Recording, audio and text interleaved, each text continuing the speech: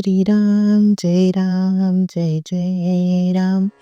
श्री सद्गुरु ब्रह्मचैतन्य गोंदवलेकर महाराजांचे प्रवचन. 20 डिसेंबर. नामी ठेवावे चित्त तेच मानावे सत्य. प्रारब्धानुसार देहाची गती तेथे न गुंतवावे आपली वृत्ती. प्रारब्धाने देहाची स्थिती आपण न पालटू द्यावी वृत्ती. देह प्रारब्धाने जातो, सुख दुःख भोगवितो. जे जे काही केले ते ते फळाला आले, म्हणून देहाची गती ते फालटणे नाही कोणाचे हाती.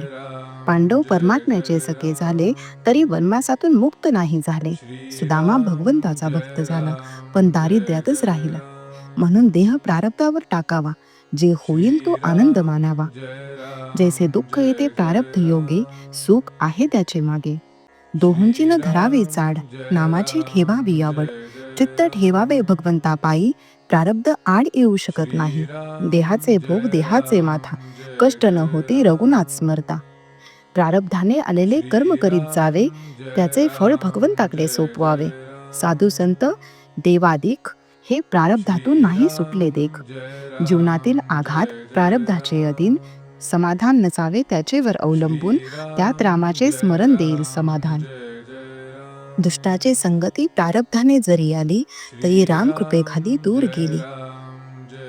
मुखी असावे एक नाम, याहून बुजे पुण्य नसे जाण. नामी ठेवावे चित्त तेच मानावे सत्य. हा निश्चय ठेवावा मनात, मन होईल निभ्रांत. कर्तव्य असावे तत्पर, मुखी नाम निरंतर. नामाचे प्रेम करावे जतन, जैसा कृपण राखे धन. कारण नामच आपल्याला तारण. मुखी रामाचे नाम, बाह्य प्रपंचाचे काम. ऐसा राम जोडा मनी, दुःखाचा लेश न आणावा मनी. आजवर राहिला वासनेचा आघात, आता नामावर प्रेम ठेवा पुरेपूर. असते पुण्याच्या गाठी, तरच नाम येईल कंठी. रामाचे नाव ज्याला न होईल सहन, त्याची गती नाही उत्तम जाण. निर्हेतू घ्यावे नाम, जेने जोडेल आत्माराम.